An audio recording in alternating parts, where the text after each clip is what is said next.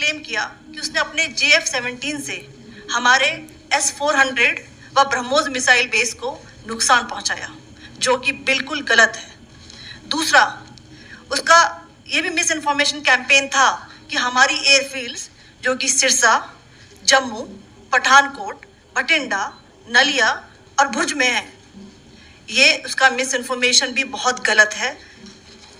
तीसरा, पाकिस्तान के miss information campaign के मुताबिक हमारे एम्यूनिशन डंप्स जो चंडीगढ़ और बियास में है उसका डैमेज हुआ, यह भी बिल्कुल गलत है। हमने आपको मॉर्निंग ब्रीफिंग में बताया था विद फैक्ट्स एंड फिगर के साथ कि ये सारी चीज़ें बिल्कुल सही सलामत हैं। अब मैं आपको बताना चाहती हूँ कि पाकिस्तान के एक प्रेस कॉन्फ्रेंस में ये बात की गई थी कि उनके सीनियर मिलिट्री ऑफिसर्स जो कि पूरी तरह से ये भ्रामक हैं और तथ्यों से दूर हैं कि पाकिस्तान की ओर से ये झूठा आरोप भी लगाया जा रहा है कि भारतीय सेना ने मस्जिदों को नुकसान पहुंचाया।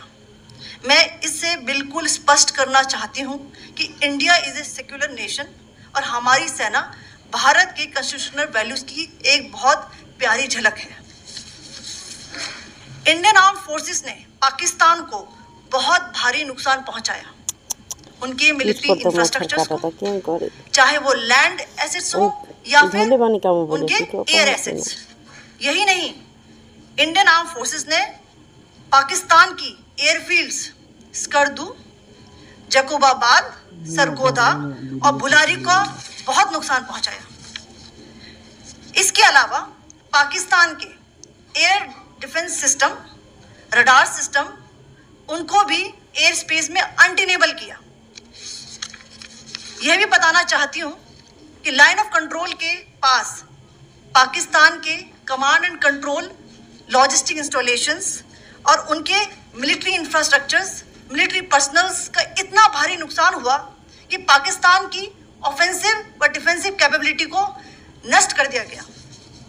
अंत में मैं फिर से ये बात दोहराना चाहूंगी, इंडियन आर्म फोर्सेस पूरी तरह से तैयार है, सतर्क है और भारत की संप्रभुता और अखंडता की रक्षा के लिए पूरी तरह से कमिटेड है। धन्यवाद। जय हिंद।